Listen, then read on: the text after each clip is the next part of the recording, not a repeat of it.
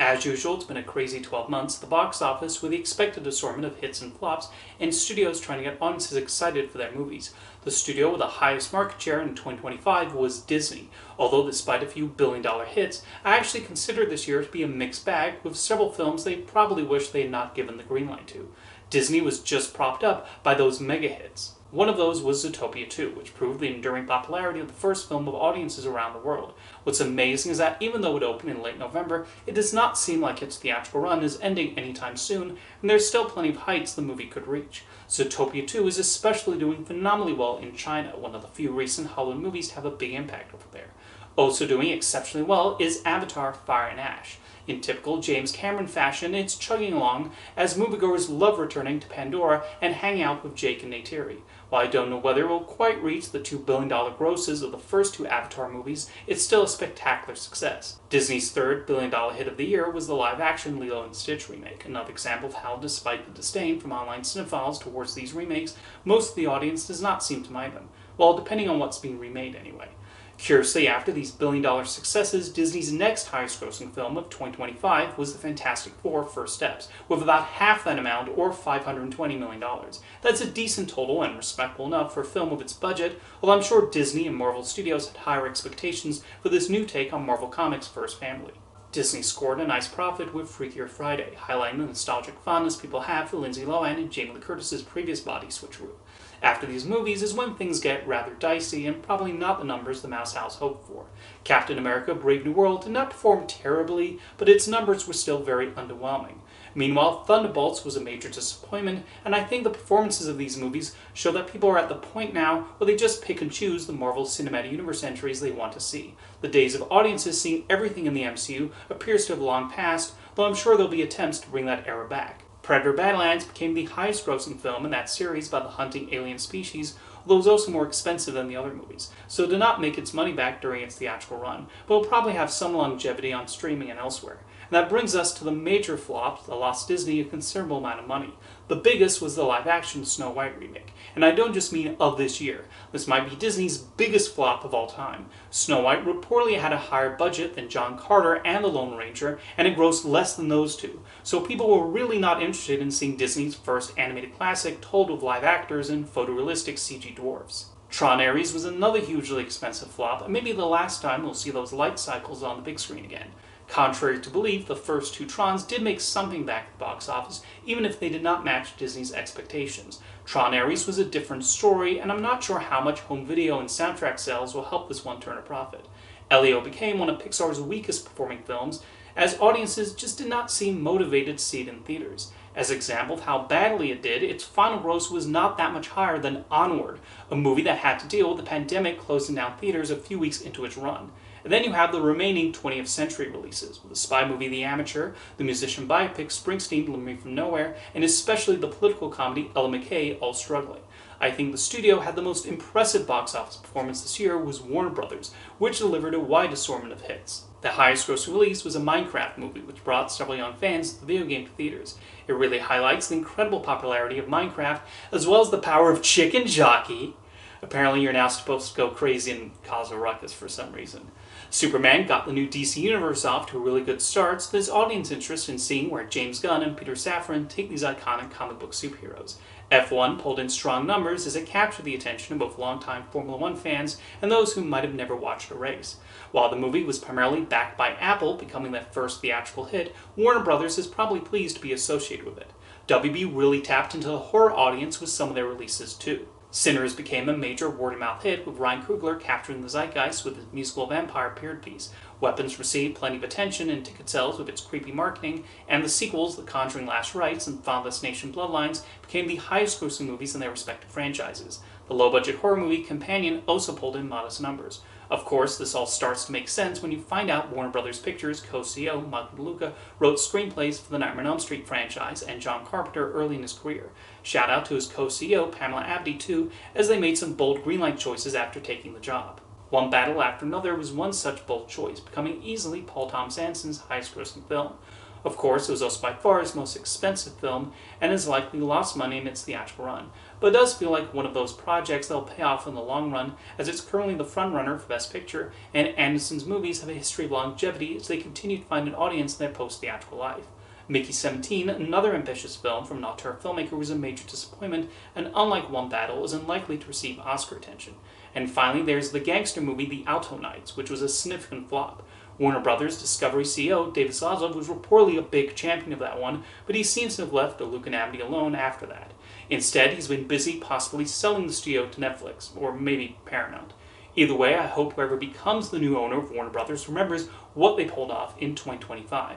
As for Universal, they had quite a decent year. Jurassic World Rebirth was their biggest success, and while it did not reach the billion-dollar grosses of the previous three films, there is clearly still audience interest in seeing what happens to those resurrected dinosaurs. Wicked for Good also performed very well, even with somewhat of a dip from the first part of that musical. Here's the thing with Wicked though. Both parts were filmed back-to-back, and Part 1 was such a massive overperformer both in theaters and on VOD that Universal already made their money back from that movie alone. So anything that Part 2 grossed was basically an added bonus, and in the end splitting this adaptation into two films was a smart, lucrative decision. The live-action How to Train Your Dragon remake was another big success, which means not only the sequel's getting this treatment, but maybe other DreamWorks animation films too. How long until they announce live-action Shrek? Speaking of DreamWorks Animation, they had a pretty solid year too. Dogman did very well, showing the appeal of Dave Pilkey's characters, and while The Bad Guys 2 dropped slightly from the first one, its numbers were still solid. Gabby's Dollhouse also did fine enough for a movie based on a preschool Netflix show. An interesting case came with the fourth Bridget Jones movie, Mad About the Boy. While it was sent straight to streaming in North America, Universal gave it a traditional theatrical release in most other territories. And yet, despite that, it became another successful entry in the series, so I'm curious how it would have done if Bridget's American and Canadian fans had been able to see it in theaters. As for Blumhouse, they had a bit of a mixed year, but to start with the positives, Five Nights at Freddy's 2 and Black Phone 2 performed very well. And while hardly a runaway success, dropped costs low enough that they'll have made something back when all is said and done. The rest of the Blumhouse slate had little to celebrate though. Wolfman was a disappointment, with audiences not responding much to this take on the classic monster. The Woman in the Yard also did not make much of a dent, although at least had a low budget. And then you have Megan 2.0. That sequel, cratered from the previous film as the pivot to a summer release and changing the genre from horror to action, did little to keep the audience. So that might be the last we see of Megan, with Universal even planning to sell a spin-off movie that had already been finished and was originally set to release this month. Universal's other box office flops were the sports-themed horror film Him, the sequel Nobody 2, and the action comedy Love Hurts.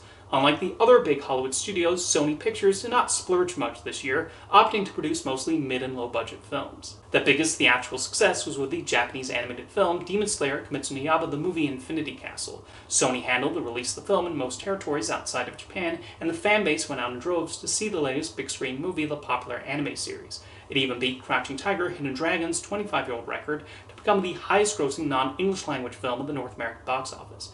Danny Boyle's horror sequel, 20 years later, performed well, and Sony is pleased enough with its performance they've already given the go-ahead to make the fifth movie in the series before the Bone Temple is even opened.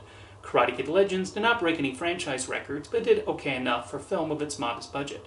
The comedy One of Them Days was a nice sleeper hit early in the year, and the horror movies I Know What You Did Last Summer and Until Dawn did okay in their small budgets as well.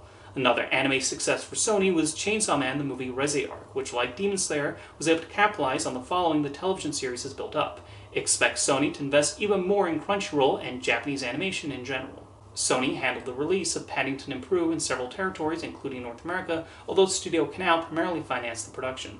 While made less than the previous films, it did see a small increase from Paddington 2 in North America, so I'm curious if Sony will also hop on board the fourth movie, or if that marmalade-loving bear will get yet another distributor. I don't think I can give a full assessment of Anaconda just yet, but from the looks of things, the film should end up decently profitable.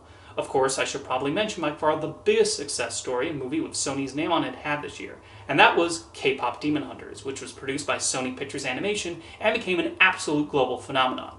For Netflix, it's difficult to know how the film might have done if Sony had released it and given it a traditional theatrical release, but Netflix having the rights to this massively popular new franchise has got to sting a little. As for the Sony Pictures releases that did not take off, the crime comedy Caught Stealing did not generate much interest from moviegoers and flopped. A Big Bold Beautiful Journey, starring Colin Farrell, Margot Robbie, also did not grab much attention from potential ticket buyers. The horror movie Hard Eyes underwhelmed, and few people went to see the action sequel Sisu Road to Revenge and the religious film Soul on Fire.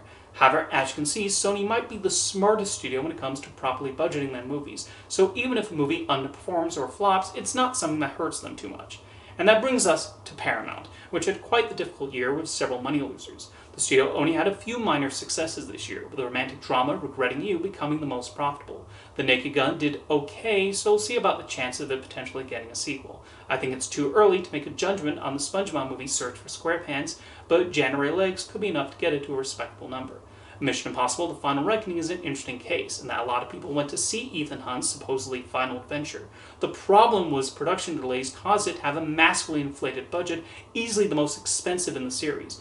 Paramount is probably a bit more eager to have Tom Cruise make a third Top Gun than another Mission Impossible. Smurfs also did not do that well, while International Affection, for those little blue elves, tried to give it a boost. That was not enough, and I don't see Paramount greenlighting another one of these. Despite good critical reviews, Roofman and Novocaine did not find a significant audience. The Running Man was a major flop, with many people skipping this adaptation of Stephen King's dystopian novel. The Robbie Williams biopic Better Man also struggled to find an audience after it expanded wide, but it feels like the kind of project that's destined for cult status. Really, the biggest news regarding Paramount this year is that it is now under the ownership of that former film financier Skydance, so we'll see what changes the new management does. They already shifted an animated Avatar: The Last Airbender movie from a theatrical release to streaming, and I imagine we'll hear of more drastic decisions being made. Skydance is already trying to buy Warner Brothers too, when they should really be spending a lot more time taking care of Paramount. As always, we'll see what happens with the major Hollywood studios in 2026 as they present us another slate of potential hits and flops. See you next time.